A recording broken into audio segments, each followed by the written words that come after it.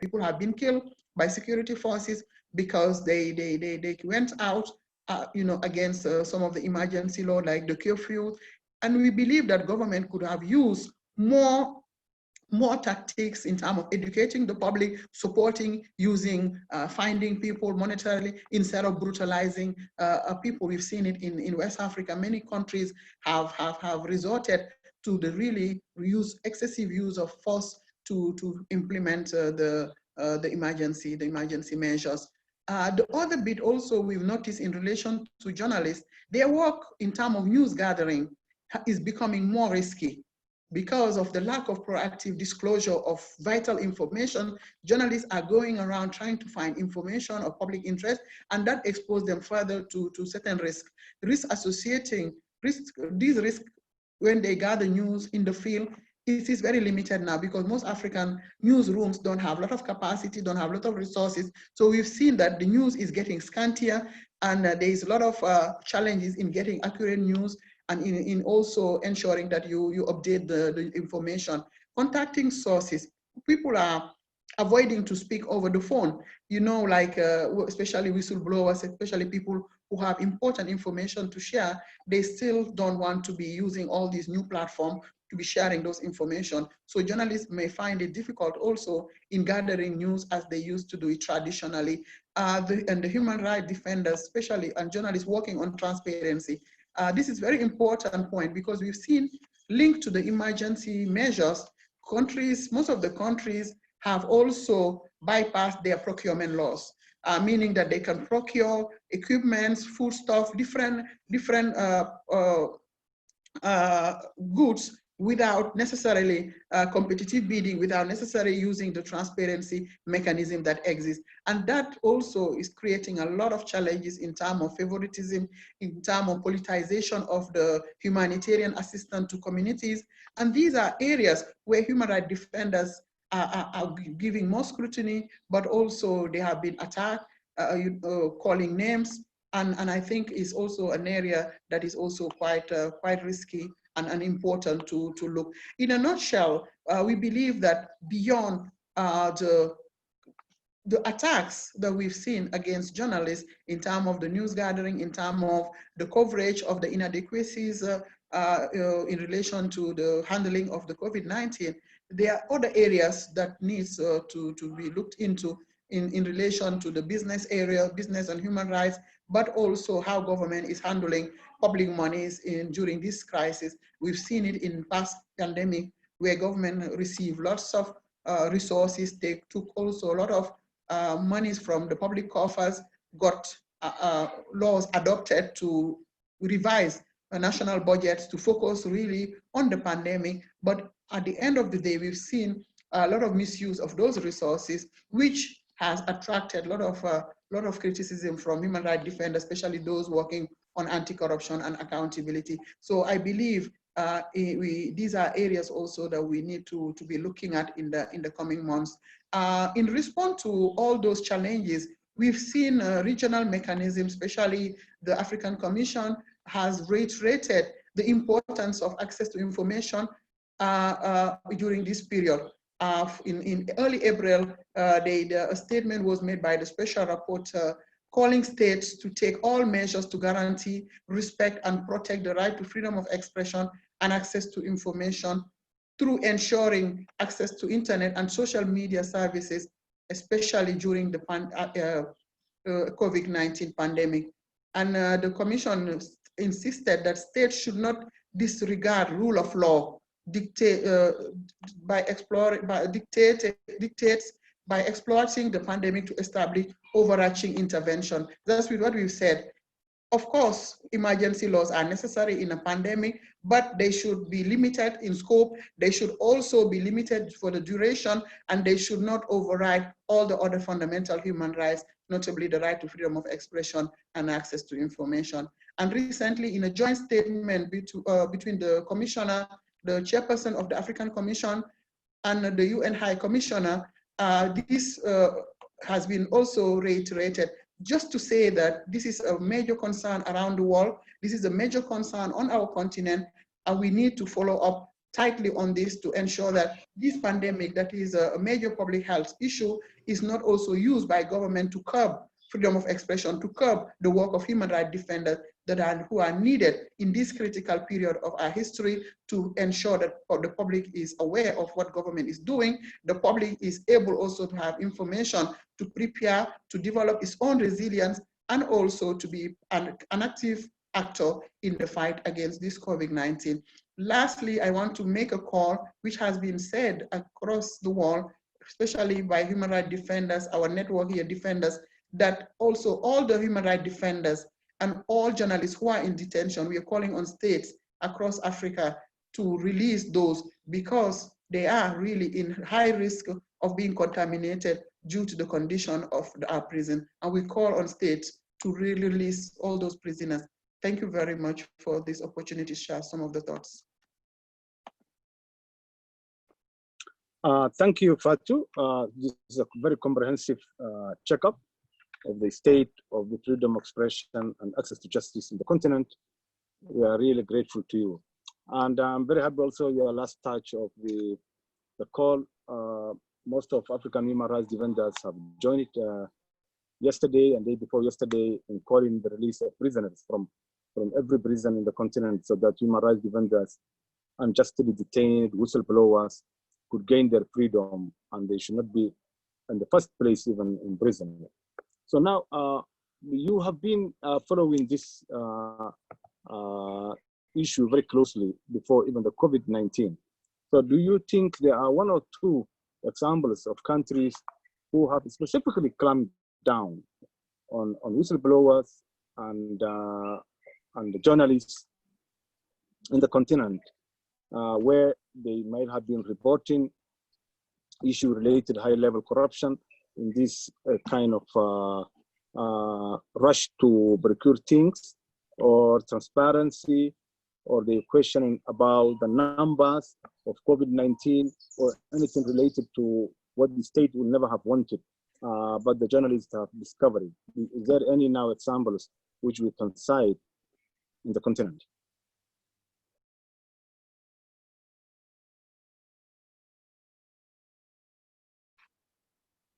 It's me, Hassan? Okay.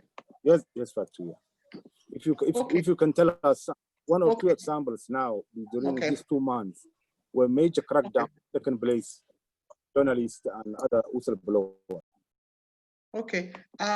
If you look at the trends so far, there have been lots of verbal kind of intimidation in many countries in relation to disclosure of certain information, calling people's name, but those threats sometimes can also have far-reaching. What we've seen in many countries also is to try and really organize the media coverage in a way that is really not providing for diversity. We've seen countries, for example, let's say in Senegal, the government provided for press subsidies, but for the past 3 weeks, transparency organizations have been calling on the government to disclose the list of those media houses that receive the subsidies, because as part of the emergency plan, there was a chunk of resources to support media, because everybody knows that the media has reshaped their work to really focus on COVID,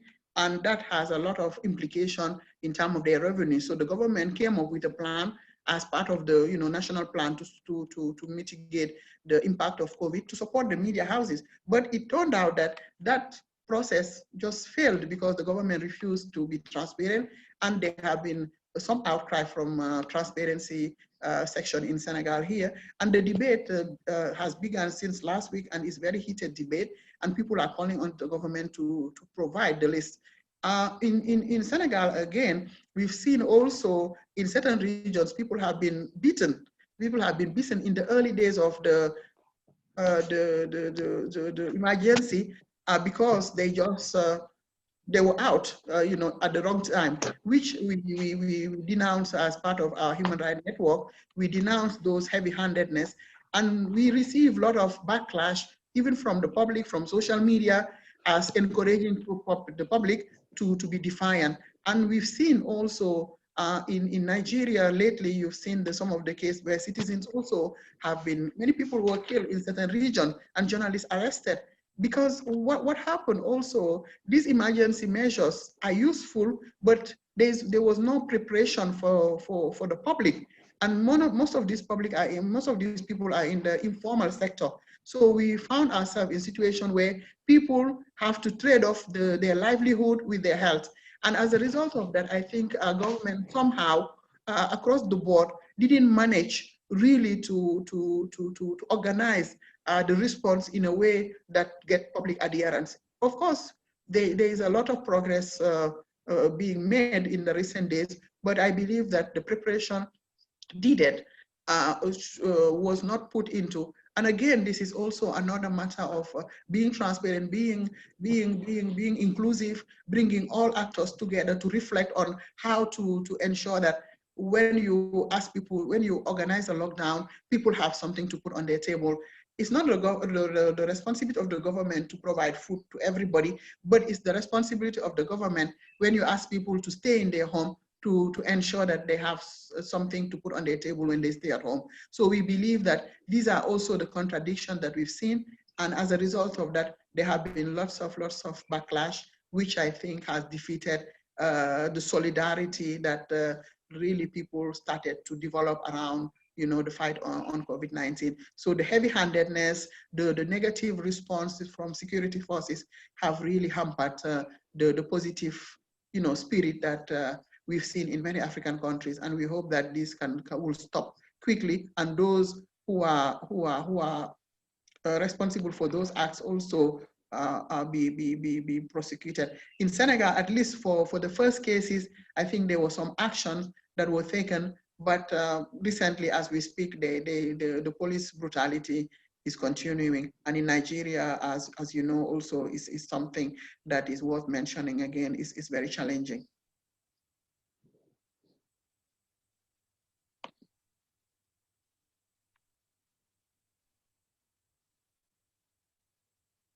Somalia, for instance, sorry, I was muted here. In East Africa also things are happening. Somalia, for instance, there was earlier a journalist who wrote one of the machines, only 3 of them in a COVID hospital in Mogadishu, was taken in the middle of the night by a presidential convoy to the clinic in the president's office. And when that news was broken out, the journalist was attacked, arrested, incommunicado for certain days, and then after a lot of outcry, he has been since released. And there are a number of others who might be happening in many parts of the continent. Now, if I fail, because the technology is very weak in this part, particularly now it's a rainy time in the area where I am in Kampala. So if I fail from here, I'll be joining you to another computer where Melissa, one of the vendors staff is holding, who's assisting me in this meeting. So you might find me in another computer, but now it's working. So let me continue. And Daniel, do we have Arnold? Thank you, Fatu.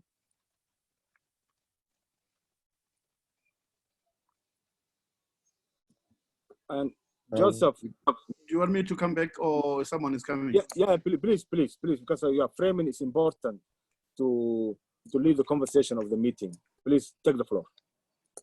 Okay, thank you. And thanks, Daniel, for allowing. I'm scared that my internet can disappear before, like what happened earlier. But anyway, thanks to Defenders for this opportunity. And it is true. Let me start from where both Fatu and Hassan ended. That COVID constitutes a real threat to humanity and needs a firm reaction. And as a result, it has caused fear among the population, despondency and anxiety. And this makes people generally feel that there's a governmental responsibility to take strong measures. And people then tend to accept a central reaction from government that is strong to protect them. And in the process, that's how usually, people begin to have some degree of tolerance to interference with their human rights. And I'm saying this because it's important for you to understand that when governments felt that they needed, or there was an expectation on the part of the general population for them to be strong or to be seen as strong and taking measures to protect the public against this public health. They then used, it's essentially one or two legislative frameworks at the local level. The first one is either they declared a state of emergency, or they would have declared a state of disaster. And it's important for these declarations to be made within constitutional democracies, because it is the basis on which what people generally refer to as lockdown measures, they have to be impacted as measures to contain the enjoyment of fundamental rights within a framework that is provided for under the law. So it's,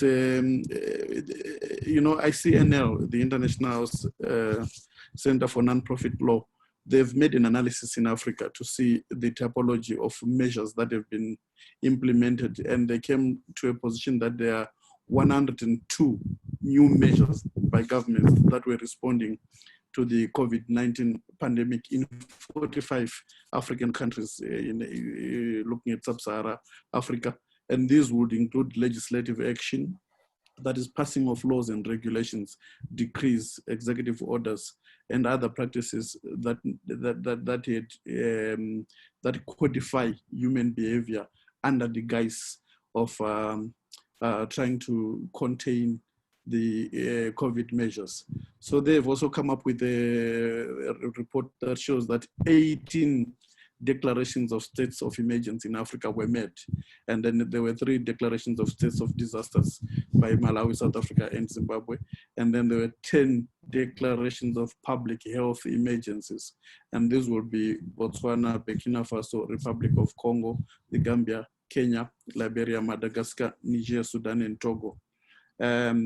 And then one country was in a class of its own, Sierra Leone. It imposed a 12-month state of emergency even before they recorded a single COVID case.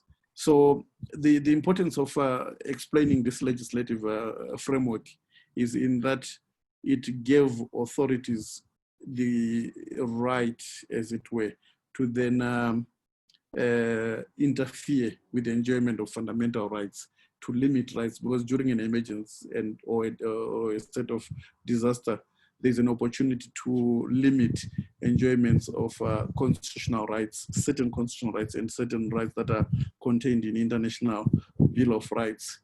But as lawyers, how do you make an assessment whether an emergency or a declaration and the lockdown aspects of it are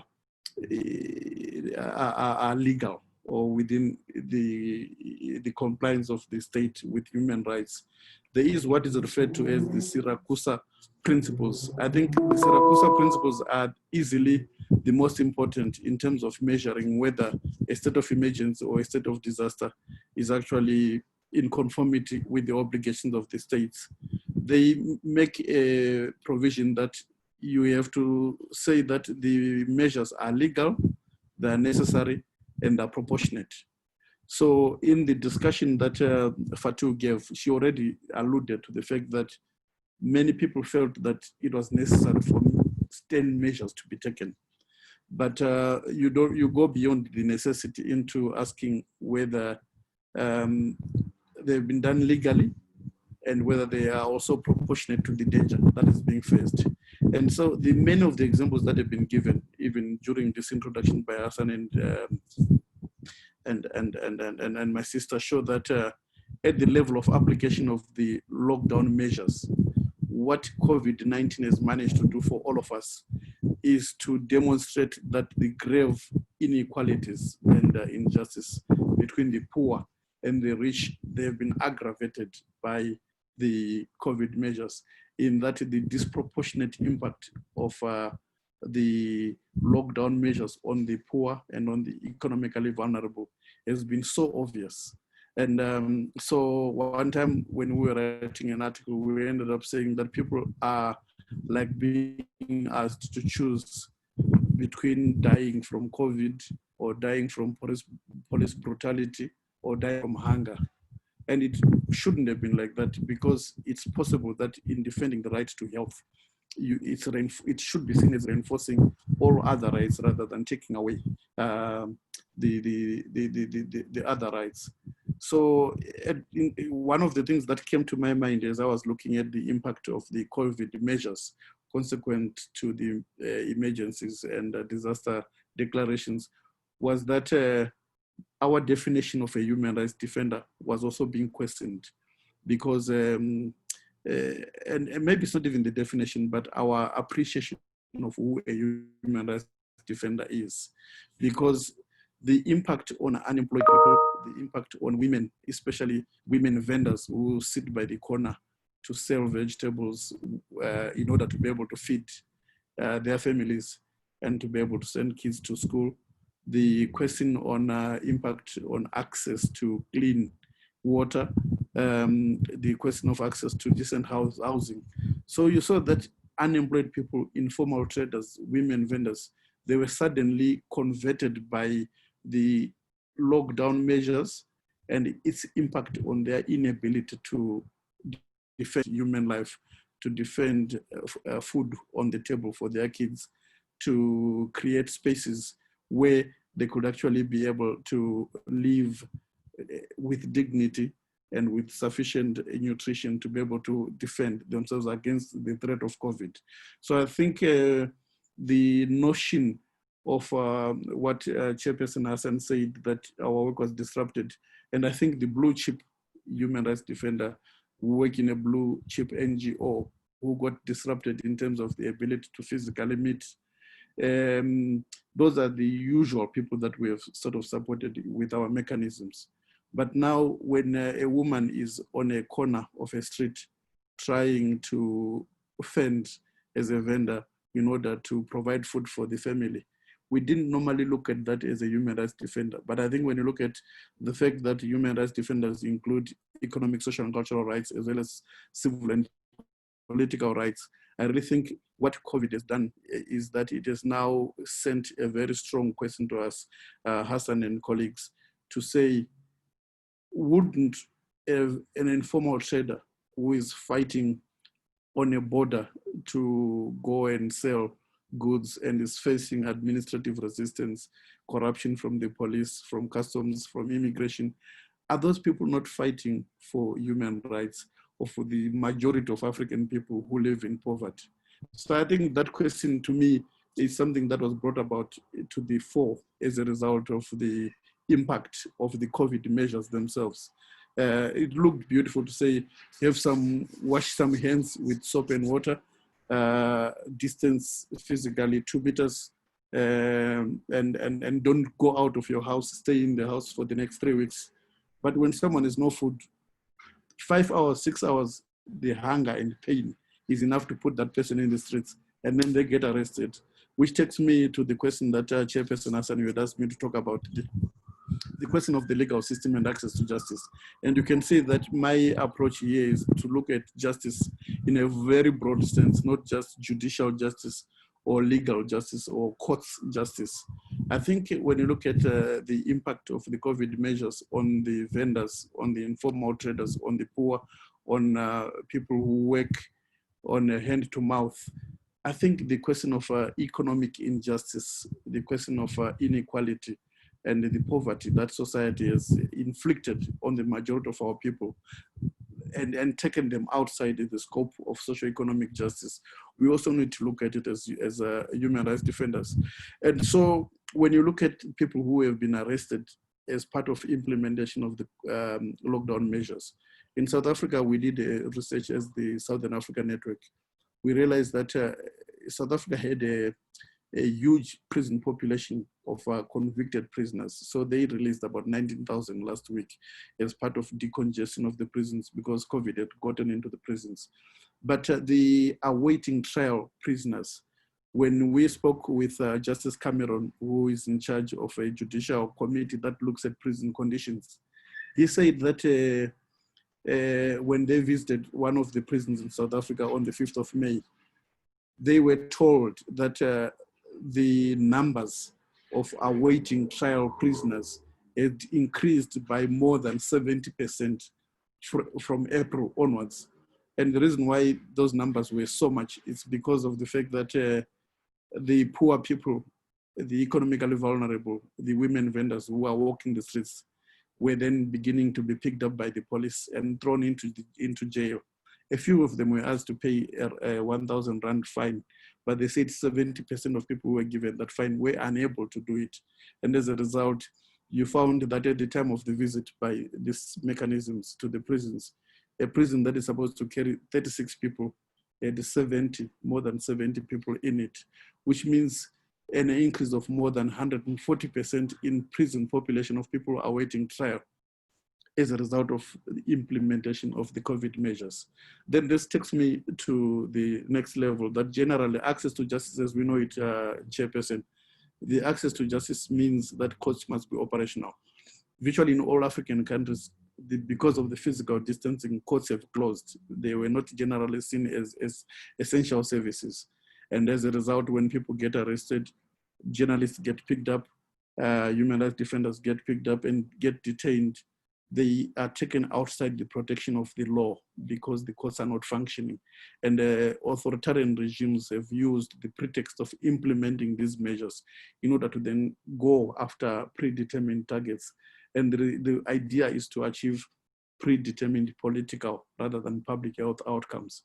So I could end the Chairperson. Thank you very much, Chief Arnold. You really covered small minutes we have been allocated about the continental challenges we are facing. I really am surprised to see that, how many declarations, state of emergencies and other disaster things have been declared in the continent, which suspends basically the basic rights of the people, which we don't know even when those things would end, whether they are proportionate to what challenge these governments are having. But there are a number of questions coming. I want to remind you, there's a bull question on your screens. Please find a time, 2 minutes, 3 minutes to answer those questions. There are 3 to 4 questions in your screen you may see popping up. And I know there are a number of questions I was seeing coming, but I will ask after presentations of other panels make to be read the questions, and then the interactive dialogue will start from there. I will also want to add that, we might also touch about the scapegoating of minorities. In Uganda, there were 19, there were 23, but 19 individuals, young people who were judged by their parents, who were LGBTI, who were in a shelter, and local mayor went in a full swing of force, beat them up, inhumanly treated them, and they were put to a prison without access to justice for over a month. And only then, a lot of efforts were made by human rights organizations here, and the release have been secured. And there are a number of other vulnerabilities associated with that scapegoating. And when the government were very clever not to say that because of the LGBTI, because of the sexual orientation, but they say that because of they were overcrowding, so they are breaking the presidential directive. They cannot distance where they were. Of course, will they sleep on the road?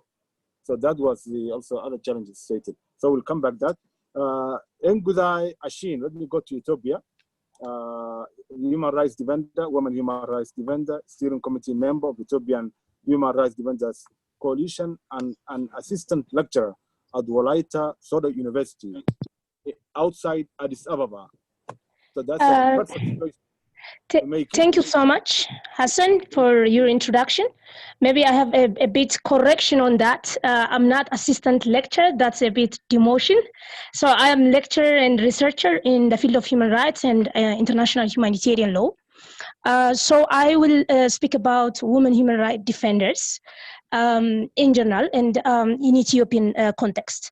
So women human rights defenders, like other women, they face specific vulnerabilities and particular challenges in times like this, because of the patriarchal norms and the attitudes and other existing challenges, like other women, women who are human rights defenders face extra challenge and burden.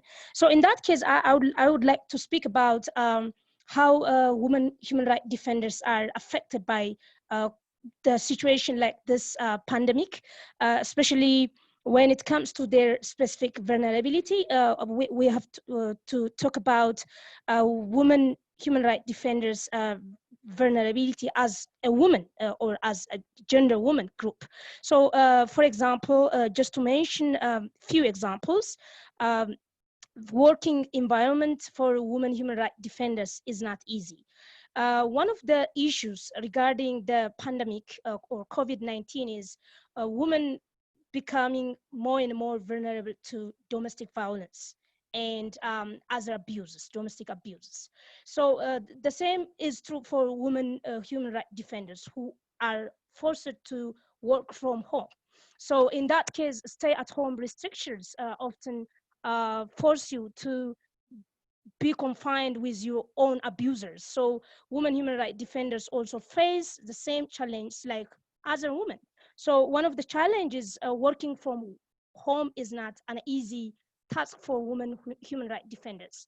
So in this case, we can also mention about their responsibility to take care of their family. So you see, like they have a burden to take care of their family, or the domestic sphere or the private sphere role is often assigned to women. So in that case, women human rights defenders are forced to handle these two things at the same time, like working in the public sphere as an activist or human rights defenders, and also handling the family domestic or private sphere or issues. So it's not easy for women human rights defenders. So in that case, I want to highlight or draw your attention to what does it mean for a woman human rights defender to work from home? Because home is not really a safe place for work for most women in Ethiopia, as well as in most African countries, because of they are forced to work in a patriarchal setting, patriarchal norm, or misogynistic attitudes. So one of the challenge for women human rights defenders is work from home is not an easy task for many of them. In that case, I just find out that women find it very hard to organize office setup in their own home. Because of the burden, the extra burden they face. Another challenge for women human rights defenders is also a communication barriers, because the situation or the COVID-19 situation forced us, I mean, many of women to work from home, also to make sure that to have access to internet and access to stable connection, which is not an easy for most women, because again, recent reports revealed that the pandemic affecting women more than men, because most of the women are victim of economic impact of the disease or the pandemic. They are also vulnerable to domestic violence and abuse. So so what I'm trying to say is the situation of women human rights defenders in most cases is not different from women in general. Since they are women, they also face the same challenge with other women. The other thing is, I also like to raise about I mean, draw your attention to the issue of working from home. As I said, first of all, having access to stable connection and the internet is very challenging for most women human rights defenders, including me. And the other thing is also many, even if we have access to internet, the challenge is the issue of digital security, because in that case we're afraid of the surveillance, afraid of the intervention with our privacy, so we're not at ease to use the internet, even if there is an access to stable internet and a connection. In addition to this, the other challenge faced by women human rights defenders is also they are victim of arbitrary detention in some of the African countries. For example, in my own country, Ethiopia, we have a case of Elsa Kebede, who is a lawyer and a human rights defender or volunteering with EULA, Ethiopian Women Association, Women Lawyers Association. So women are also victim of detention, unlawful detention. They are also, sorry, they are also facing extra challenge when it comes to having access to justice. Access to justice is also a very difficult thing, because in most cases, if you see, not just in Ethiopia, but in most cases, women human rights defenders are vocal voice for women rights. So they are the one at the forefront to speak up for sexual and reproductive health rights, to speak up for elimination and eradication of early marriage, child marriage, or they are the one against all those abuses and violation facing women. So, but the issue is the service of women human rights defenders is not treated as essential service. So their office, which is in normal state of condition, which has been serving as a legal aid center for women and other vulnerable group or member of our society, is not operating or is no longer operating. So it's very challenging for women to have access to justice as well. So another thing is with regard to state of emergency legislations. I would like to talk on this a bit longer, because if you see the state of emergency legislation or measures, most often they don't take into consideration the specific vulnerability of women and women human rights defenders in particular. So this is also another challenge, because as I have said, women human rights defenders face specific challenge and extra burden in times like this. I also want to mention about the fact that emergency legislations does not provide, for example, in Ethiopian case, our emergency legislation or of emergency legislation does not say lawyering or advocacy or human defending as an essential service, which means most women human rights defenders, not just human rights defenders in general, but women human rights defenders will be affected in particular, because they don't have access to their office facility. And as I have said, working from home is not easy for women and women human rights defenders because of the extra challenge they face. So in that case, I also came across some of the issues and the challenges faced by Ethiopian women human rights defenders. I tried to touch upon or try to research how human rights defenders, especially women human rights, are affected by the situation, especially in Ethiopia. For example, I have taken into consideration the case of EWLA, Ethiopian Women Lawyers Association, which an association which has been a very a vocal voice for women or in fights for social justice for women, and also a vocal voice or the one who speak, I mean, the one which speak up for women's rights in Ethiopia. So one of their challenges has been the closure of the court, because because of the emergency legislation, the court is not operating fully or almost non-existent. This affected their activity because they focused on legal aid services to women and vulnerable members of our society. So their activity is affected by the emergency legislation. And also some of their members, for example, their volunteer member, Elsa Kabede, who is a lawyer and a human rights activist, has been targeted because of speaking up against the government or the authority.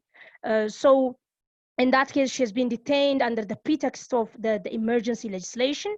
So, and in some other situation, context, women human rights defenders have been also a victim of brutal police measures or security personnel measures. And I also mentioned about security, I mean, digital security challenge facing women in particular. Also, the question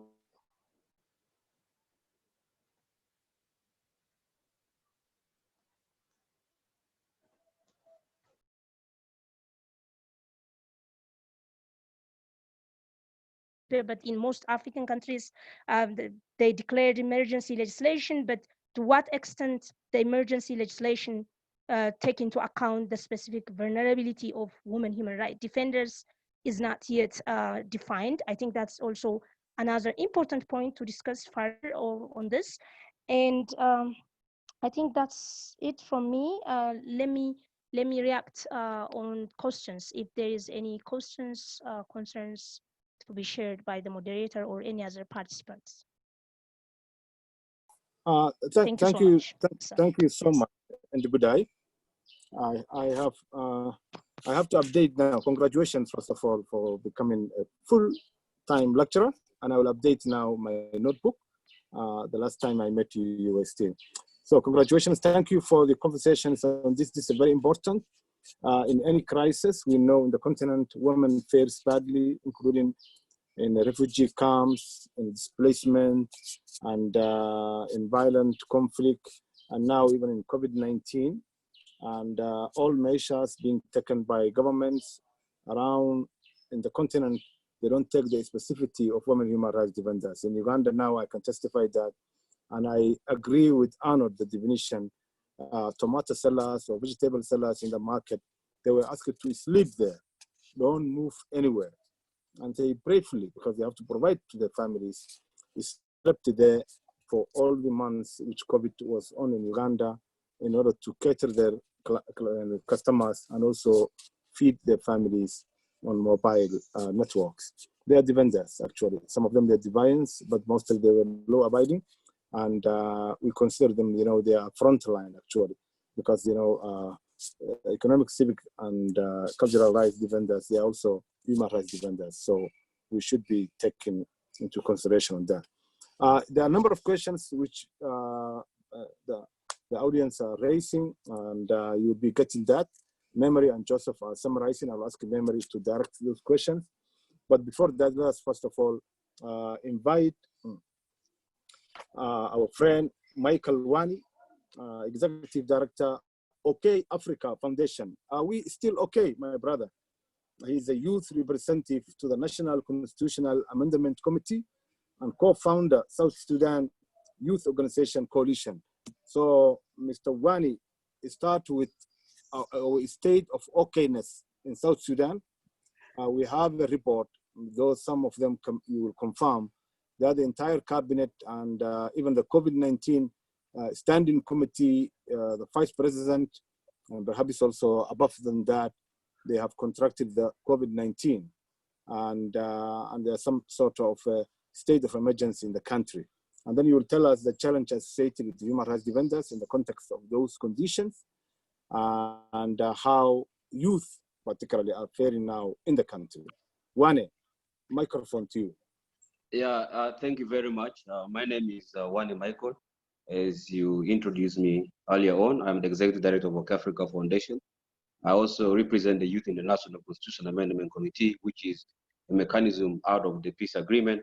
I participate in the South Sudan peace process in Addis Ababa, Ethiopia, and Khartoum, Sudan.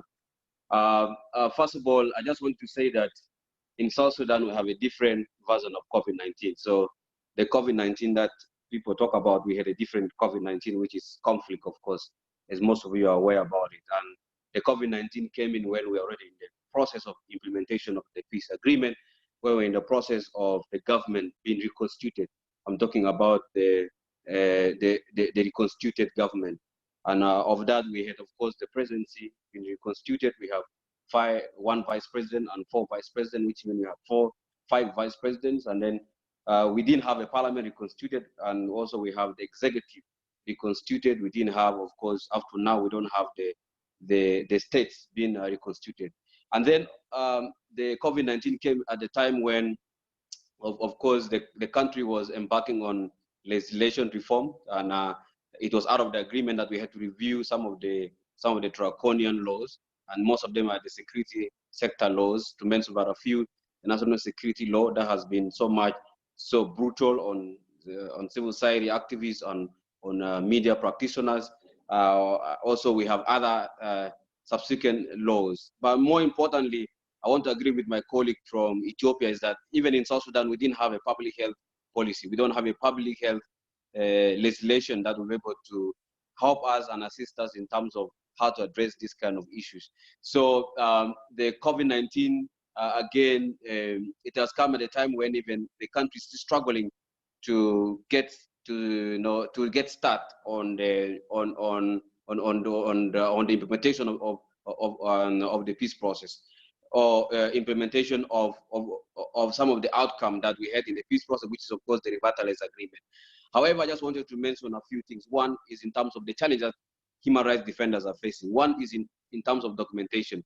So as we have COVID-19 in South Sudan, we have registered increasing number of violence at the countryside. For instance, in areas of Greater Jongule, I'm talking about the fight between the Lone Wer and the Murle, and of course the Dinka Board. We have increasingly seen violence in that particular area. We have seen young people dying in that particular area, and it's difficult for human rights defenders to be able to document this kind of violations. As you also recall, not all the forces signed the peace agreement. So we have people that are outside the peace agreement. So in the areas of Yei River State, we are increasingly seeing also violence in that area of Kajukeji and some parts of Yei Rivers Yei River, where the government forces and the SPLA-IO forces are fighting the NAS, which is led by General Thomas Cirillo. So it's also make difficult for human rights defenders to reach to this area because it is COVID-19 and people seems to be fearing. So one of the critical things is how to document the human rights violation. We also saw arrest of activists. Where there was one activist who was in one of the state of Warab State, in particular an area called Tonj, because the government issued a regulation on social distancing. So he went to the market and he saw the government officials and the security forces are seated and not practicing social distance. So he took a picture and posted on social media. He got arrested because of being a whistleblower by telling people that you, the government, you tell us to practice social distancing, but then you are not practicing social distance. So civil society activists, we had to come together and demand for his release. He was released. There was one journalist who worked for iRadio, one of the local radio that we have in Juba. He got also beaten up in his house. So we have seen increasingly target on activists and particularly on media practitioners as they report issues related to COVID-19. And then of course the issues of gender-based violence. We have seen this increasingly coming out. For instance, we have registered a number of women being raped. On the 26th of May this month, we registered there was a woman who was raped in Juba. We had, of course, on the 10th of May, there was an 8-year-old girl, very unfortunate, who was raped. So we have seen increasing number of rape cases. And good enough, on May 15th, we saw women march in Juba. There was a protest in Juba organized. And one thing that was very unique in that protest was that they managed to maintain social distancing, and they delivered a petition to the Minister of Gender, enlightening her that there was need for the government to act on this rape. And this, we have increasing seeing cases of gender-based violence in terms of COVID-19. And then also there was issue of selective justice. So we had one of our religious person called Abraham Chol, who called himself a prophet. He was brutally arrested from his church. They say he stripped himself naked. He was taken to the court, and even the court that listened to his case didn't practice the kind of thing that the charges that they brought before him. So because of human rights defenders and of course civil society activists raising the issue that there was need for him to be released, he was sentenced for 1 month in prison, and later on he was released. So some of us have been raising concern in terms of selective justice because the way and the manner the church leader was arrested, it wasn't in an orderly way, and even he was produced in court when he was even naked. So we say this was against the constitutional provision we talk about freedom and rights to privacy. Lastly, of course, the peace agreement talk about the hybrid court. So there had been a conversation on us establishing the hybrid court, and the hybrid court was supposed to be able to start a conversation on the crimes that have been committed in South Sudan since 2013. As you may recall, we had 2013 conflict in the country. So this has again delayed the process of really justice. Lastly, in terms of what our human rights defenders are doing in addressing the critical issue of gender-based violence and specifically targeting girls and women, some of the colleagues in the women organizations have created a hotline. There is a hotline where a woman can be able to call when she faced with gender-based violence abuses. And once you make a phone call, somebody will be able to come and rescue you. And then after that rescue, they will then be able to give you the necessary assistance. So the country is still fighting in terms of, are we prioritizing COVID-19? Are we prioritizing conflict? And then the space keep shrinking every day. Voices start to really descend. But most important I want to mention is that we have make good use of social media. So we are saying, in the absence of our parliament, which is not a functioning parliament, as I recall, now we have resort to social media. So people are using a lot of Facebook, a lot of WhatsApp, a lot of Twitter to be able to send a lot of messages in terms of what government needs to do. And I want to say that a lot of decisions that government had to take was a pressure from the government. Of just to mention a few lastly, is that 2 days back, our president was rumored that he have relinquished his powers to one of the vice president. So a fake news came, and then people came out and said, there've been a lot of fake news about our president, that he wasn't in the country, he was going to Egypt. He is not seen in a public place. So then people had to use social media to ask the president to come out. People say, we want to see our president. Where is our president? And then due to that pressure, of course, the president had to come out and say, I'm still in charge. So human rights defenders tried their best to be able to really deliver in such a difficult time. As you know, as I told you guys earlier on, South Sudan, we have a different version of course of COVID-19. We still have conflicts that are claiming more lives than even COVID-19. Thank you. Juan, thank you so much. I might also make clear that you are not related by blood, the Vice President Juan. So let me let's now move on. Thank you so much for the comprehensive update.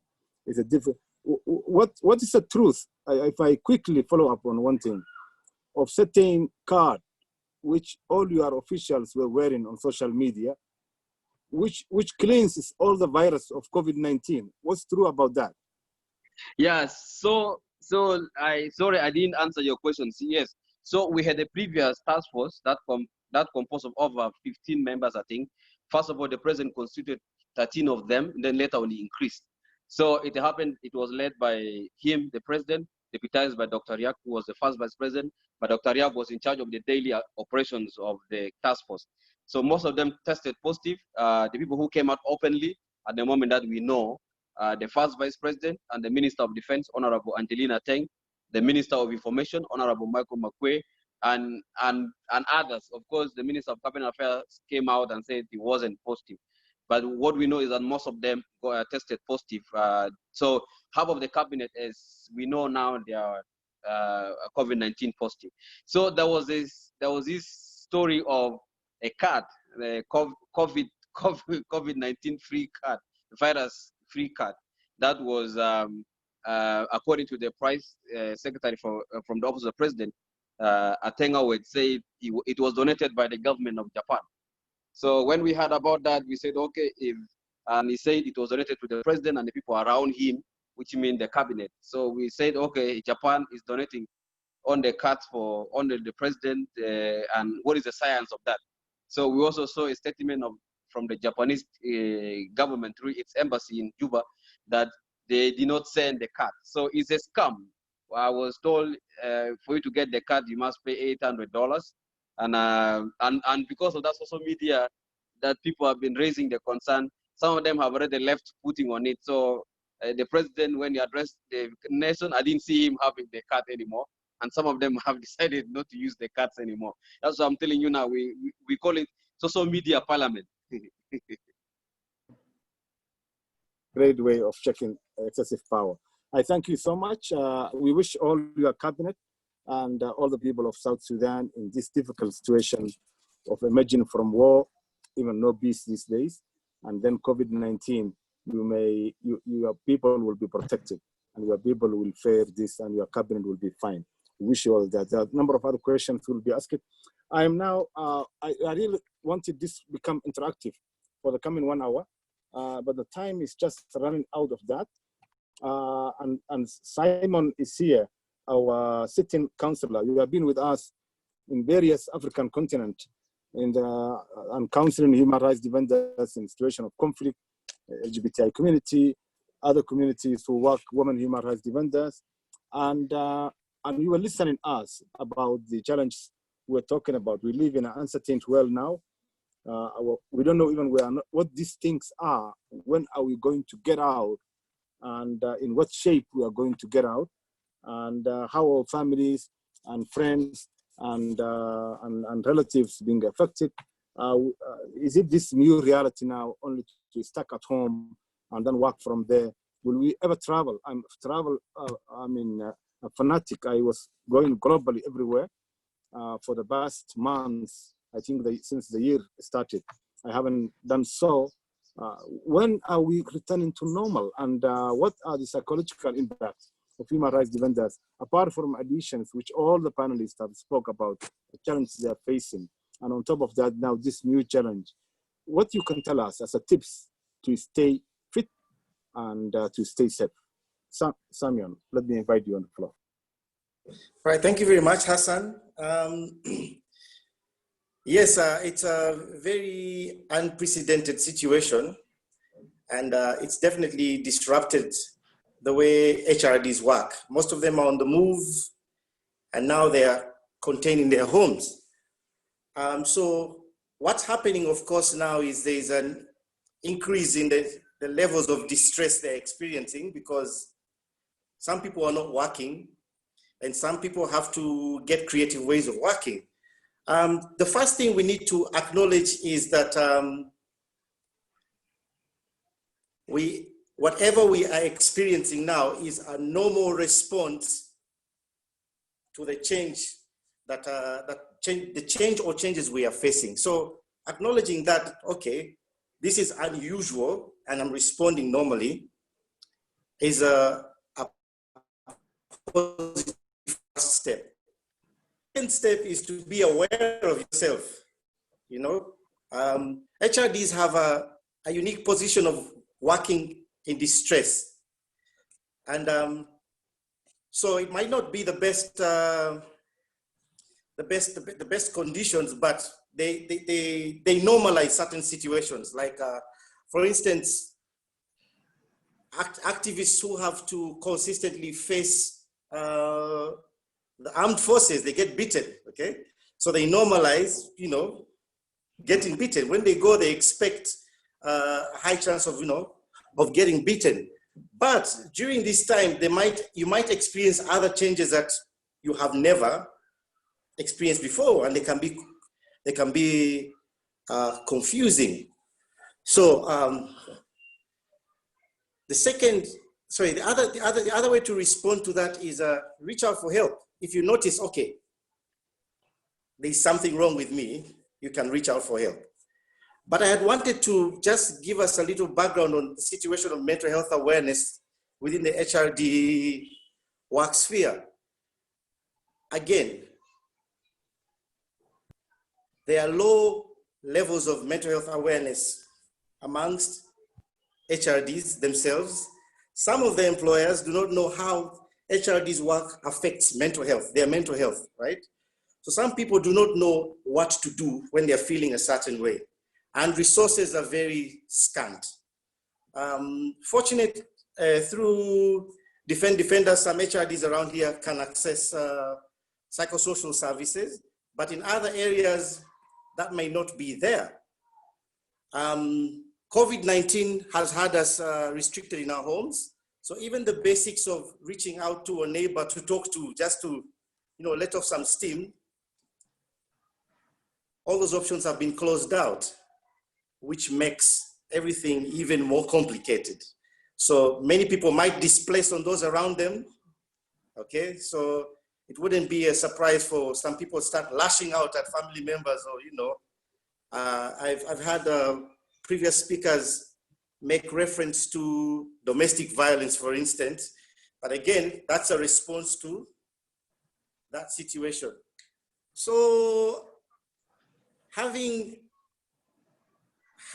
constrained resources for HRDs poses a big challenge to us, all of us here, and that is to start advocating for, one, mental health awareness for HRDs wherever we are, and two, we aggressively start to identify resources within our African context that can address our psychological well-being as HRDs. So we need something relevant to our context. I know, like I'm trained in Western methodologies addressing some of these things. Yes, they work, but I believe we have a strength within us that can help us address these things, especially community-based interventions or resources. We can create some, because there's a wealth of experience from the people all around here. Yeah, so I appeal to all of us to start thinking about it and aggressively do something about it. And again, during this COVID-19 period, have we remembered that HRDs are facing mental health challenges? Certainly not. And you don't blame anyone, because mental health issues are not visible. So we cannot know the extent to which they are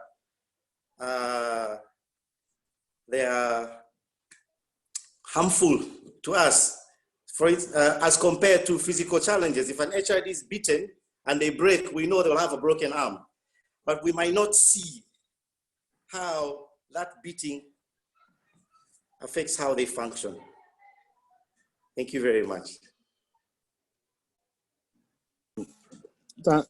Thank you, Simon. Now I think we are time runs out. We are running out of time a bit. So there are two things. I asked memory to categorize and cluster questions which have been raised from the floor into groups and individuals addressed to that. So when we are about the last minutes, she will raise that, and then each and every panelist will react and make their closing statement. But I want to open now the floor. Daniel and Joseph, they were seeing people raising their hands. So you just raise your hand. I have only iPad here, but there are some people who have computers. So we list the names and then we give you. Take 1 or 2 minutes to raise an issue if you have, to raise a question or make a comment, and we'll proceed from there. I want to open the floor now. Who is the first person to raise their hand?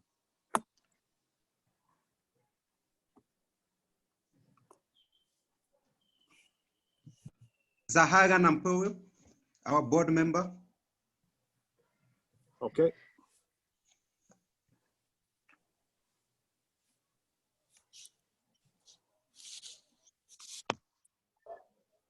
Professor Zara.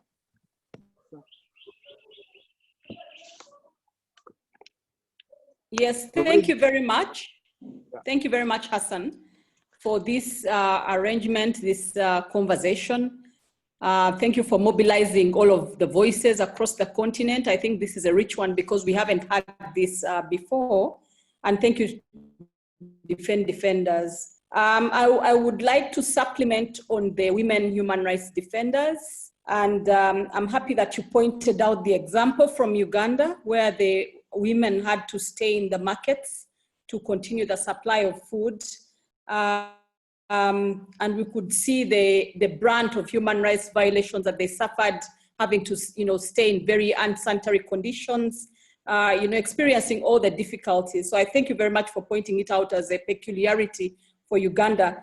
But I also want to emphasize the fact that COVID-19 is going to leave women generally in Africa poorer than they have been and poorer than the male gender. Of course, we see that because of the patriarchy, because of the lack of access to resources and opportunities, women are already poorer. But with the COVID-19, you know, they have been the first to be sacrificed in terms of the businesses and the other opportunities. So we are going to see a poorer gender, or a poorer female gender. And that's something that we need to think about. The other thing is a follow-up from what Michael Wani said, that we are seeing more interaction on social media. But I would also like to point out still that because of the patriarchy and the fewer resources and skills, women are still less conversant with technology and therefore sharing of information. So we are going to see women organizations still falling more behind, and that's something that we need to think about. How do we enhance technology? Because going forward, I think that is the way that we are going to be working more and more than the physical interaction. So as human rights defenders, we need to see how to work with technology to ensure that we continue with our work. Thank you very much, Hassan. Nenna. Yeah. Thank you, Zara. Nenna Mazi. Hello, good afternoon, everyone. Thank you so much for the session. I'm really glad to be here. My question is for Mr. Arnold Songa. I was going to ask, as you rightly stated, social economic justice is, especially for the economically vulnerable, has been one of the major issues highlighted during this pandemic. So my question was, as HRDs, how can we respond to this, especially with the current limitations we face during this crisis?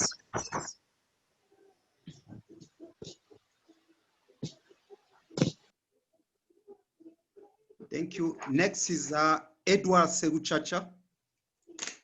Thank you very much. Thank you very much, Joseph, and very much thanks to Defenders and African Defenders for putting this webinar together. There's not been very many conversations happening around human rights defenders and how the COVID situation impacts them. My question largely is around the civil political rights, HRDs and elections. As you may know now, close to 22 African countries were meant to go to polls between now and 2021. However, with this crisis, it presumes that both preparations and campaigns will take place during the COVID crisis for those that are already that had already rolled out their roadmaps. For example, Uganda. So aware that the community ties have been severed and fundamental rights are consistently coming under attack during this pandemic. My question goes to Arnold. What is your take on elections and COVID, and how can HRDs push back in situations where some states have considered to go ahead with the electoral process? We saw, for example, in Burundi, and in Uganda, we see that already the pandemic has frustrated the roadmap. We were anticipating elections for vulnerable groups or the most left out groups. So my question really is, and we are aware that human rights defenders play a critical role in these electoral processes. What is your take, Arnold, and maybe any other of the panelists, on how HRDs can engage, in these processes? Because we know our work does not really exist in the vacuum of these democratic processes. Thank you. Next will be Syriac Nibitegek. Syriac. Thank you very much for this platform. I have a question regarding human rights defenders in exile. As you know, they face a great number of challenges. So COVID-19 has added to those existing challenges for human rights defenders, including but not limited to mental health issues. And as you may be aware, most human rights defenders in exile are supported by relatives who are, you know, and now it's quite difficult. So my question is whether you have any specific tips for human rights defenders in exile to cope with some psychological welfare in this context of COVID, or whether you can share any resources available, for example, for relief assistance in this context of COVID-19 for human rights defenders in exile. Thank you very much.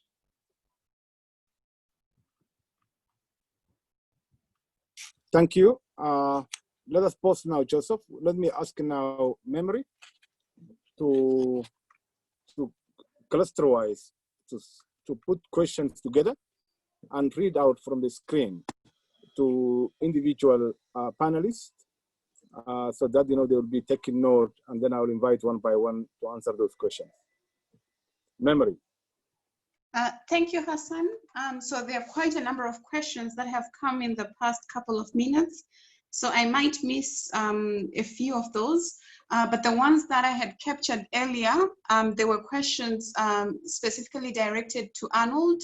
Mazi says, as you rightly stated, socio-economic justice, especially for the economically vulnerable, has been a major issue during the pandemic. How can HRDs respond to this, especially with the current limitations that have resulted from this? She also elaborated when she asked her question. And then Marie-Louise asked, she says that though the pandemic is a sad and hard reality in most of our countries, how do we address the human rights issues of those populations of states where the pandemic is serious and still denied or minimized? Hence, response measures remain minimal, though the number of cases keep increasing. And then questions, I'll read two specific questions to Fatu.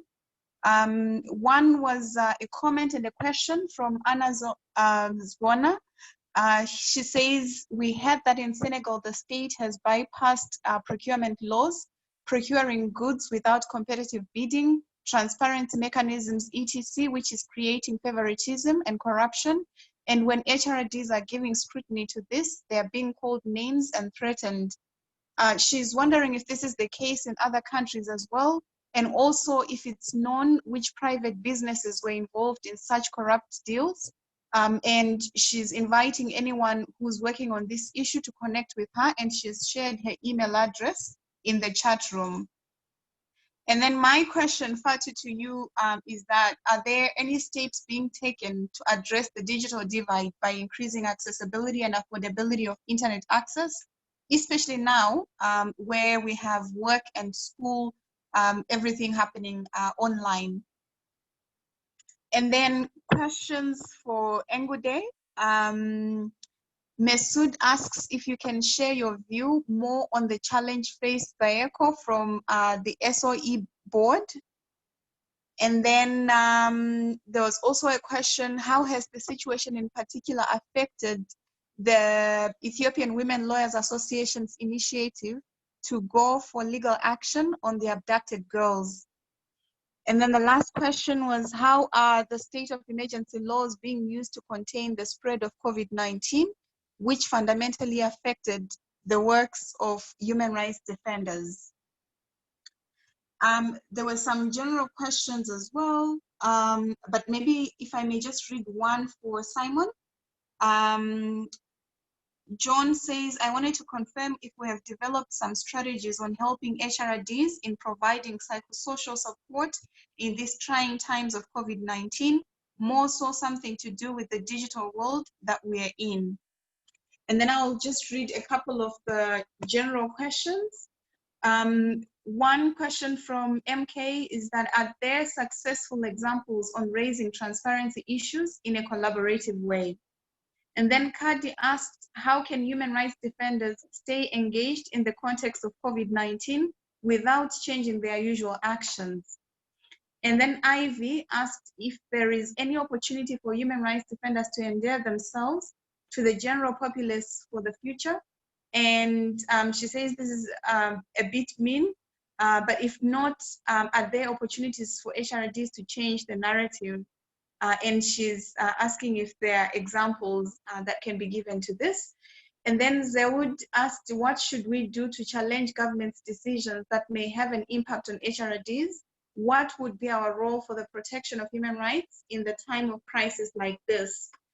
And then finally, as human rights defenders, is there any optional implementation of state of emergency for the countries, the state's queue of COVID-19, of the sub-Saharan countries in general? So Hassan, I think I'll stop there. There are more questions in the chat room, but I think I'll stop there for now.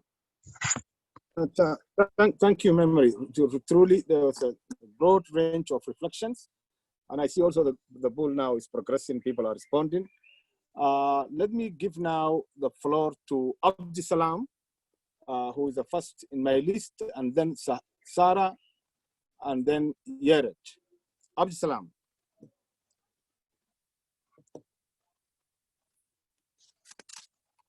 If Abdisalam have signed it Yes. out. Yeah, Mr. Hassan, I'm here. Okay, Abdisalam. The floor is. Yeah, Mr. Hassan Shire, good evening to everyone. Guys, and I'm so happy to be with you this evening. And I'm so happy to be with you. And this meeting is very important. And I came late, by the way, sorry, I apologize that. But I have just one question. And that question is, in this time we are facing a difficult time for this situation, this difficult time of COVID-19 pandemic, coronavirus. The whole world is just they are just facing and a lot of problems, whether economic or health.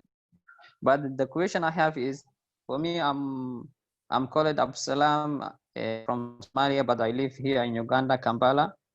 And in Somalia, my country, and facing a lot of situation, this difficulty time, and whether is coronavirus, and the coronavirus Somalia has reached now in 600 or 700 cases.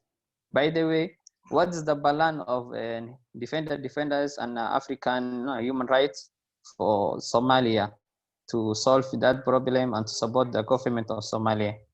What's the balance of defenders? That's my question. Thank you, Mr. Hassan Sheikh. Thank you, Abdulsalam. We will also react to that, our plans toward human rights defenders in Somalia. Let me invite, because I just want to exhaust the questions, let me invite Zara before I invite Yared, which is the last in my list now. Zara? Okay. Yes, I'm on. Hello. Zara, the floor is yours. Yes. Yeah, we hear you. Thank you. I'm glad to be part of this forum. And my concern is on the women HRDs working at the grassroots. You notice that most of them have been intimidated by authorities while working. For instance, recently, the Women Human Rights Defenders Network received a case from Karamoja of pastoralist ethnic groups in Kabom who were being threatened by the elders and authorities for following the case of women pastoralists whose cows went missing and were violated for looking for greener pastures. They actually say that the women have not gotten justice for a long time, and they're demanding that the government help them out. The other is we are seeing women HRDs facing unlawful arrests while doing their work. And this, they do it in a brutal way. For example, we look at Nana Mwafrika and Stella Nyanzi, while they were carrying out, it was actually a peaceful demonstration, and they just bundled them up, took them to police. That is something that is not acceptable. So my question is, how do we help the women at grassroots to carry on with their advocacy and the activism in a place that is not safe? And how do you protect them so that they get a better working environment? Thank you, Hassan. Thank you, Zara. I really thank you, all of you. Either you have left comments or you have raised questions from the floor. I'll be now opening it up to the panelists to react to your questions, and also perhaps also ask them to make a concluding remark. If there is then a burning question, before I give Yeret to the floor, you may still write and we still collect that, and if we find a time, we will put it. But I thank you, Dr. Zara Nampeyo, our board member, for finding time and joining us, and all of you. Let me now invite the last person from the floor in my list to raise a question. Yeret. Thank you, Hassan. I would like to thank your team as well for organizing this very important session. It's really a wonderful platform. And I would like to thank also all my colleague panelists for their excellent presentation. My question is not for our panelists, but for your office, Hassan, for defenders. As most of the panelists already mentioned, and especially in Gudaishi, tried to show us how women human rights defenders have faced this COVID challenge and the working space they have at home, and also the internet challenge. It reduced their capacity to continue their work. So what strategy does Defender already have a plan to help the contribute and to increase the capacity of individual and also at organization level, local human rights organization to continue their work and to their fight for the protection and promotion of human rights? Thank you so much. Thank you, Yeret. That question also I've noted. I'll be reacting to that. But let me start now inviting Mr. Wane, who is from South Sudan, to have his concluding remark and also react if there were some general questions or direct questions raised to him. Mr. Wane. Yeah, thank you. There was a question raised to me about the lack of the public health law or the policy on public health. I just wanted to say that our constitution allows for the president to issue a provisional order for us to have the public health law, so that the president was mandated by the task force to be able to issue that. However, the government also issued the same orders of social distancing, the one that, of course, globally people have been using through the World Health Organization. And then one of the person raised the issue of social media and then looking at the people at the grassroots. Yes, I think increasingly people have been using social media. Especially, I'm talking about the urban young people or the people that are staying in urban center. But also, of course, we have the traditional radio stations that have been used for sending out information to the people at the grassroots level so that they're able to get information. But most cases, also we use social media to be able to deter any fake news that really come out. And a lot of initiative. One of the initiatives we have is what we call the fact sheet plus 211, and that is our code for South Sudan.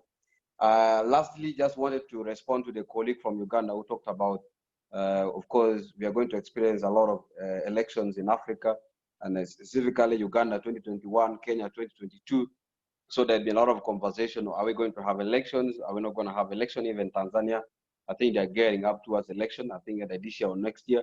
So I think that is a conversation that, of course, we need to be able to see how we'll be able to move further. And then somebody asked about how did we organize the protests in South Sudan and keep social distancing? It's because this was a critical issue, and then people notified the police, and this was a peaceful protest. And by the way, it's the first time that at least the authorities allowed a peaceful protest in Juba. And one thing that struck me off was the keeping of social distancing. So they were able to organize themselves so that they maintain, they have face mask, and they maintain the health, standard. And that to me is really commendable. So moving forward, we need to be able to operate and work with these conditions, and then also looking at supporting human rights defenders that are on the ground. And I agree with my colleague who talk about the issue of Karamoja. Let's also focus more on the grassroots, because they are facing a lot of challenges that are not translated into the national level. Thank you very much for the opportunity.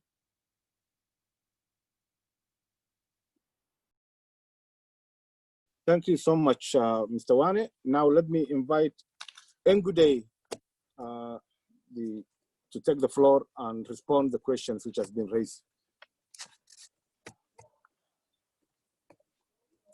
Do we have her, Ngude? Yeah, no, I'm Okay. Thank you so much again for inviting me back. So I would like to address the question regarding how COVID-19 measures or the pandemic affecting the activity of EULA. EULA is it's just an abbreviation for standing for Ethiopian Women Lawyers Association. At this point, I just want to mention that in Ethiopian case, particularly, we have a few human rights, especially women human rights defenders. And the pandemic is making things more worse even for those few. So in this case, I mentioned earlier in my introductory remark that women human rights defenders are particularly at risk of being affected by this pandemic because, first of all, they face challenges which is often different from the challenge, in some cases, the challenge faced by main human rights defenders because of their gender ideology. Identity, sorry, not ideology, identity, or because they are women. So in that case, I tried to mention how women human rights defenders are affected by the pandemic because of their identity as women. Like other women, they are also victim of domestic abuse, domestic violence, and again, they have extra burden as a woman, as a mother, so to take care of their family and everything, and it's not easy for them to work from home. And again, at that point, I also raised the challenge in relation to internet service in Ethiopia particularly. And when it comes to EULA, Ethiopian Women Lawyers Association, which has been one of the strongest organization in Ethiopia for very long period of time. And again, the very vocal voice which speak up for women's rights in Ethiopia. And they are affected by the pandemic. One, most of their activity, for example, one of the service provided by EULA, Ethiopian Women Lawyers Association, is providing legal aid service to vulnerable member of the society. So in that case, when it comes to the emergency legislation put in place and the regulation, it limits access to justice. So for example, the lawyering activity or advocacy is not considered as essential service. So in that case, it's very hard for them to bring the case of their clients, especially in most cases, their clients are women, the victims. So since the courts are not operating fully, they cannot access justice. And for example, in that case, again, I raised the very recent and a good example is the case of Elizabeth Kabede, who is a lawyer and also an activist volunteering with EULA, who had been imprisoned by Ethiopian government and illegally imprisoned and also illegally released because the whole process is not or wasn't in line with the due process of law. So it's very difficult for them because of the state of emergency legislation to bring cases to the courts, since the courts are not actively actively working these days. And another issue is regarding the hotline service. Another women's right association which is called SETAWIT, or in English, Womanist, an association which stands for Women's Right and Gender Equality in Ethiopia. They have been also facing a challenge regarding their activity. For example, one of their activity which this association provides is hotline service. So as we know, this service needs a good internet connection. So their clients, again, in most cases, their clients are women victims of domestic violence and abuse. They cannot access internet and connection, stable connection. So SETAWIT, which is also another women human rights defender organization, cannot undertake their activity. And another issue is, again, the issue of financial barriers or obstacles, because of the pandemic, the flow of fund has been cut in for some of the association. For example, IWLA cannot or couldn't undertake their activity because of shortage of fund and flow, cutting of the fund. And also the communication barrier is another challenge for them. And also the restrictions imposed by state of emergency legislations are also another challenge to their activity. And again, I would like to emphasize that in Ethiopian case, we don't have a good number of women human rights defenders. We have few.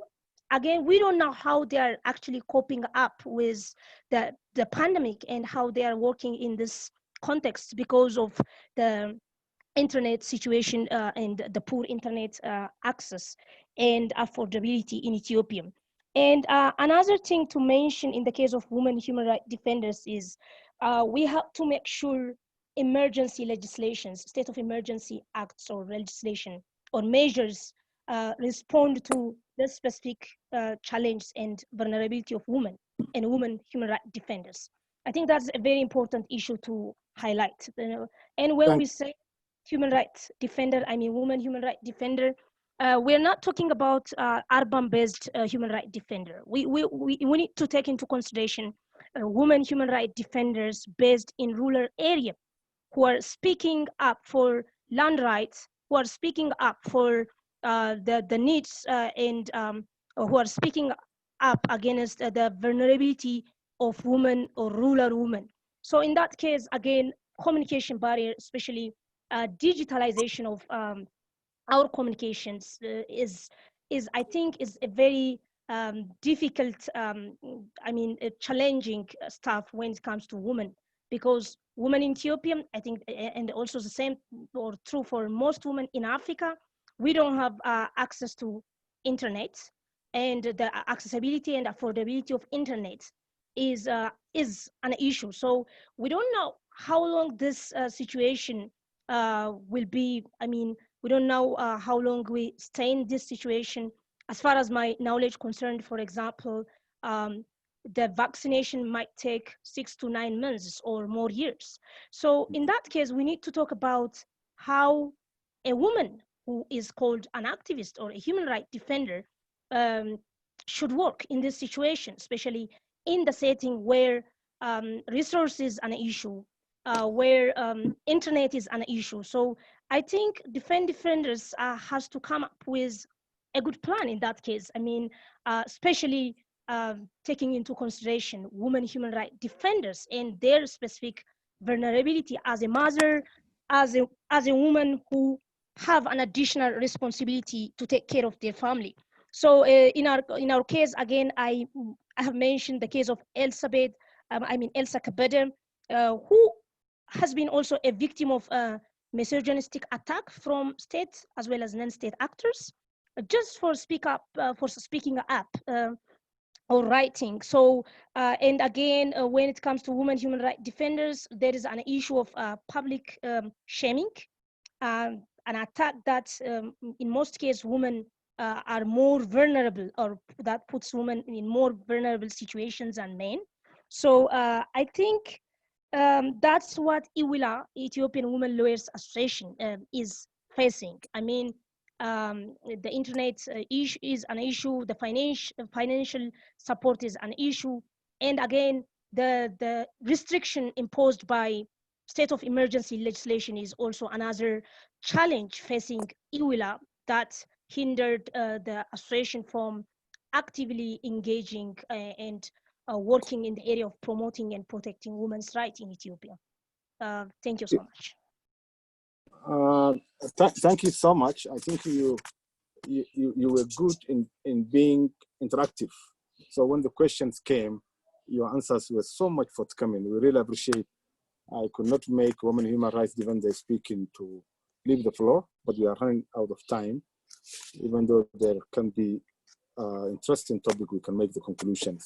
So now our eminent also discussant and panelist, because Arnold and I will be making some conclusions.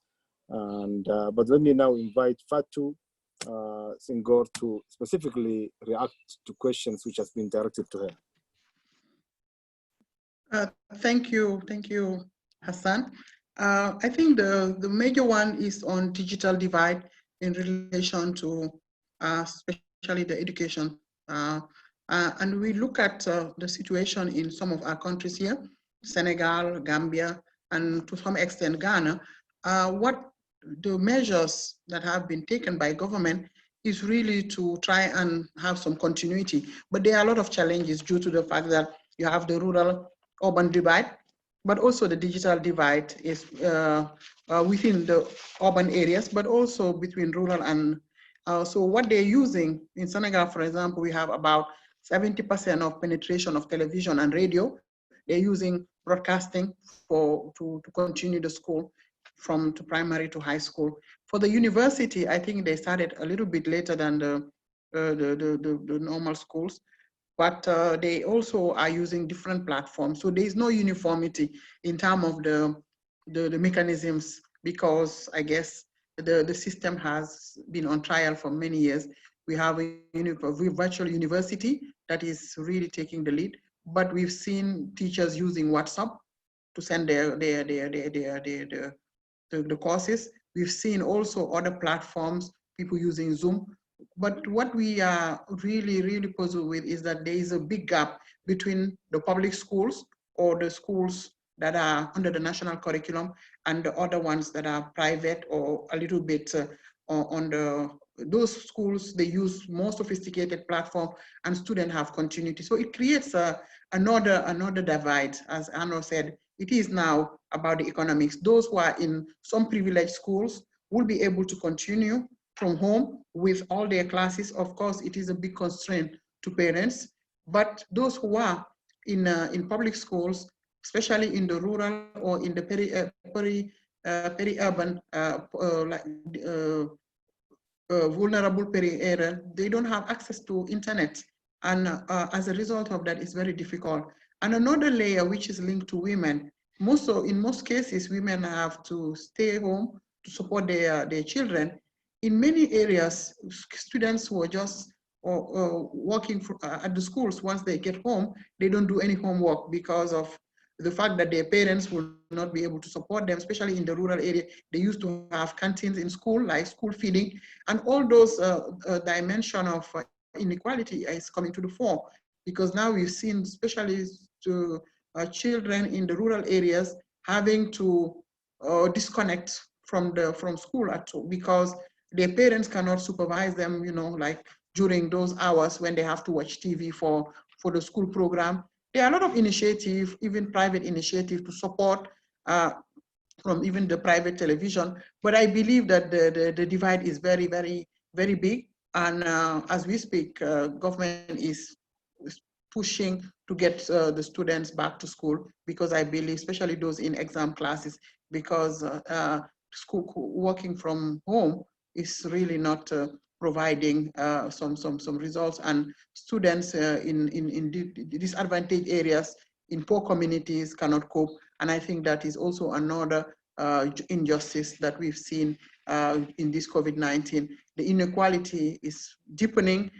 Those who can be able to stay at home and do the necessary, but those who are not privileged are really, really very vulnerable. The other point I would like to talk about, I think somebody mentioned how to change the narrative, the HRD and changing the narrative. Well, I believe what we are doing here with defenders is really looking at the different dimension of the impact of COVID-19. And changing the narrative, I think, is also looking at how to innovate in our work in this difficult situation. People are used to moving around, documenting human rights violations, talking to people in certain formats. But given this difficult situation, I think we need to reinvent the kind of the way we do things, further using technology, but also looking at the security for the human rights defenders themselves, but also for those who are putting information to the fore for us to be able to do our work. So I think it is a very difficult time, but I believe that it is important for us to continue to document what is happening, because at this time, there are a lot of things that are happening on our continent. And if we don't document them properly, I think it will be really a shame. After this pandemic, we will not have a lot to share. So things are happening behind the doors. Things are happening in the different institutions. People are suffering. And there is a lot of inequality in terms of even the government support to vulnerable communities. People are politicizing some of those support. I think we need to really be in the forefront. Of course, our well-being is paramount, the well-being of our staff, our collaborators, and I'm very happy that this thing is integrated in this discussion. And I think this defender can also lend a support to the different networks in the region to ensure that there is some online support in terms of well-being and psychological support. That will be really an added value that our network can do for the different human rights organizations. Lastly, about the media, we talk about the different threats they face, but I think there is another one, because they are also frontliners.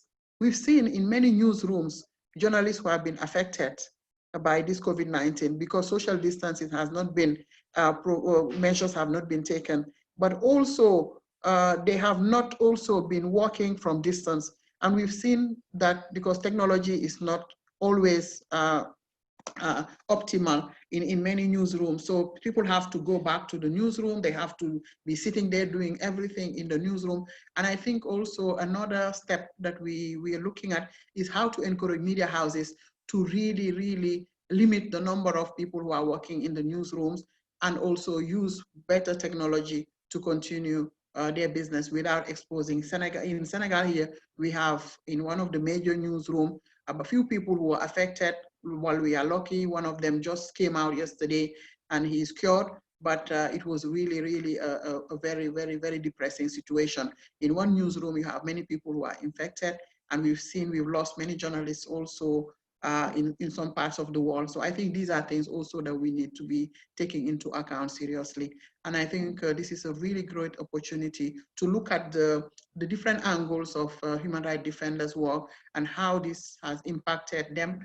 But the most important thing, I think, is to look at the solution. How do we ensure that better protection is provided? How to mitigate some of those constraints that will be on the way? But importantly, how to maintain the well-being of human rights defenders and keep the networks active so that people are not depressed. People will be able to continue their work, and also people will be helped maybe to reshape their programs to be able to have access to internet so that they can continue their work, because again, human rights defenders are needed more than ever. And I thank you very much for this opportunity. Thank you, Fatu. We are over time, but interestingly, people still in 90s, they are online. So it means we need the conclusion to make. Let me invite Chief Arnold Tasunga.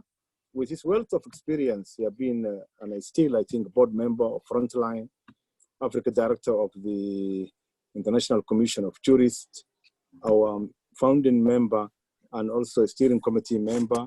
He was with the FIDH, a global movement for human rights as well. So, so some questions were raised to you, but again, the general ones you must also address, and partly in my conclusions, I'll be addressing the questions directed to Pan-Africa and defenders, what we are doing for women human rights defenders and other. Arnold, the floor is yours. Please react to the questions you direct against, and then let's have some conclusions from you. Thank you very much. And I just wish to thank you, Hassan, and Joseph and the team for this meeting, also for the panelists and all those people who are still participating in the conversation. Certainly, as you said from the beginning, Hassan, that this is the beginning. So it's not the end. It's the beginning of a series of reflection exercises that we are going to have as African defenders to try and figure out how best to be more effective in our work.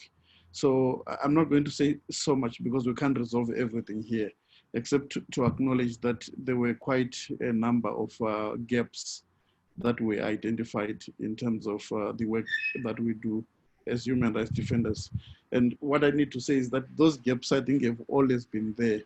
The inequalities and the disproportionate impact of the violations of rights generally have always been on these groups that we have been talking about.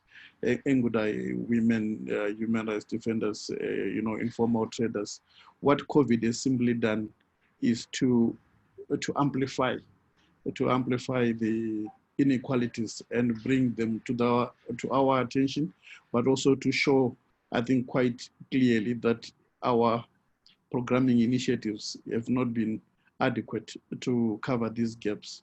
So I think the lesson from here is that we need to be able to reflect collectively as human rights defenders, as Pan-African human rights defenders, on how to deal with these yawning gaps that have been shown.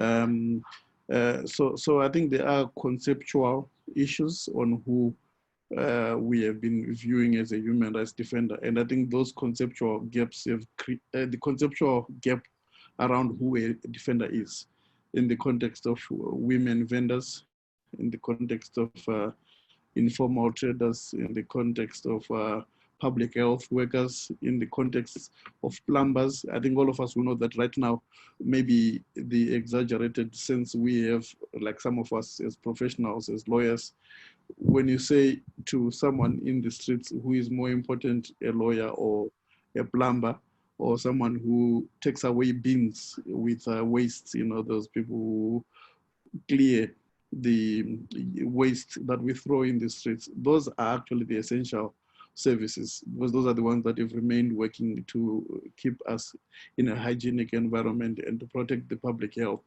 So I think that shock to the system in our minds of who a human rights defender is, and we need to answer it. And when we answer it properly, it then means that we have to repurpose our programming to be able to then put our programs and our resources to target those groups.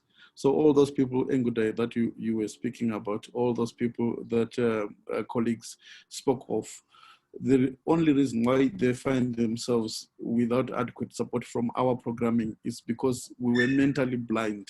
And as a result of that mental blindness, we also became programmatically blind. And I think the COVID has now helped us to rethink and to repurpose. So we're going to see that we will have to increase the urgency of women human rights defenders to defend their own rights. We will have to increase the urgency of grassroots defenders, social movements, the students, to claim their rights. We saw what happened in Sudan with a very good example, where the United Nations, the International Criminal Court, we all failed to remove Bashir, but it took the grassroots movements, women's movements, to claim urgency and demand accountability. So I think our programs will have to be redirected to increase that urgency of grassroots communities to demand accountability, accountable governance at the local level. It will mean that we have to change our advocacy strategies to begin to focus on giving more resources and more support to people who are on the margins. We will also have to ensure that our rapid support we give as human rights defenders, it mustn't always be going to blue chip human rights defenders, urban centric, but it has to go to women human rights defenders. So I think the challenge here is the mindset. And once we change the mindset, we remove the blindness that has caused our programming not to adequately respond to these human rights defenders. So I'll leave it with you, Hassan, for us to wind up. Thank you very much. Arnott, as always. We want, first of all, I want just to take the first opportunity to highlight some of the programmings we have been in place for during the COVID-19. One is that DD, African Defenders and Defenders, who have issued guidelines for HRDs during this COVID-19 with all the tips of to do and not to do, including well-being. So I will request Memory to upload the guidelines from our webpage into the conversations here, but it will be part of the annex of the report we are going to issue on this particular panel, the opening panel. So you will receive that and you can read it and work. Protection assistance of defenders have never sit idle. We are responding to challenges related to all the at-risk groups in the continent, from South Africa, Libya, Uganda, LGBTI, South Sudan, name it, Somalia, wherever there is an urgent or protection need, still our protection program, single minute, we have not been offline. So I encourage human rights defenders who have a challenge within the country to always reach out to our hotline. One thing I should apologize that movement of human rights defenders from one country to another country now is a bit problematic due to the lockdown, area lockdowns. So that should be also, we are strengthening the internal protection systems in each and every country through the coalitions. We have institute online for the retooling of HRDs. I can't invite any expert now, like Daniel now, who's our technical assistant in this, who's the head of our ICT. He can elaborately tell us, you know, what are the, but you can go to our website and check on that. There's a TALA, there is a Safe Sister, there's an online institute of both protection and ICT trainings. And now we are still conducting that. But one of the panels, it will be the last panel, will be retooling. We'll be talking about what we have done for human rights defenders and how you can benefit on that. So the tools will be explained by experts from the house and elsewhere as well. And then you might be benefiting on that. But you go to our webpage and all the time. And now Daniel can upload also how to apply and what, because it's now ongoing. I'm talking to you. There's a training going on TALA. And then organizing human rights defenders in each sub-region and each nation. Memory and friends within the Office of the High Commission and defenders now is hosting. We have been spearheading in organizing sub-regional networks for women human rights defenders to organize themselves, to protect themselves, and also to lace and make sure that women lenses should be looked at. Women human rights defenders, families, and all protection needs, including ICT needs of women. There are a number of people we train who are self-sisters. They are in each and every country who are willing to be part of the networks and the coalitions and push forward digital hygiene, digital literacy, and to continue to train their own colleagues in Sudan, in Ethiopia, in the sub-region, and everywhere. So if you haven't heard about that, you can always write to Memory. There's ongoing conversations. Office of the High Commission for Human Rights, for human rights based in Addis Ababa, is also co-hosting with us, and we're spearheading that. I want also to declare now the month of June. It will be a well-being month. We have been into this lockdown. I myself, I need to talk to counselor holistically to explain what's happening and all that. So we'll be throwing out now and rolling out a program where we'll be emphasizing, highlighting a well-being of human rights defenders. So our expert, Karis, Samuel, and others who are within the system will be reaching out to you and the way to reach out. Therefore, you will be engaging with them individually on groups, and it will be month of June, month of well-being for human rights defenders. There are people I want to thank, and also there are housekeeping I want to announce. This is the first, as both Memory and Joseph and also Arnold have said that this is starting point. We'll be having expert meeting whereby we'll be inviting UN African mechanism expert to talk to the human rights defenders on the outcome of these questions now we are facing. We'll be having Francophone webinar similar to this line, and those who speak French can engage. We wish we could expand also to Arabic and Lusophone, but it will be one by one. But the three major now things on the pipeline is a Francophone, an expert meeting on webinar, and also what do you call retooling of human rights defenders. But the month-long campaign will be separate from here, and you'll be open to be part of that, and we'll be announcing on our social media. There's no any other burning questions, and I thank you. You stayed really in large numbers. Up to now, you will have the participants all up to 79 up to now. Sometimes that's 100. You stayed patiently. I thank you so much. And let us give a round of applause to Joseph, to Memory, to Melissa, to Christina, to Daniel, and any other human rights worker within the defenders who have been able to help this to put together. Thank you. Let us put also an upload to our distinguished panelists who have also taken the time and spoke to us. Thank you so much, our panelists. Thank you. I salute you, comrades. Aluta continue, and see you next webinar. Thank you. Thank you. Thank you. Bye. Bye-bye. Thank you. Thank you very much, Hassan. Bye-bye, Thank guys. you. Thank you very much, Hassan. Thank you. Thank you. Thank you. Thank you. Bye. Appreciate Thank it. you, Thank Dr. you. Hassan. Thank See you. Thank See you you very again. much. Appreciation. Thank you so much. I really should have. What have you done, other? Thank you. Thank you. Thank you. Appreciate it. Thank you, Abdullah. Bye. Thank you. Gabriel, bye.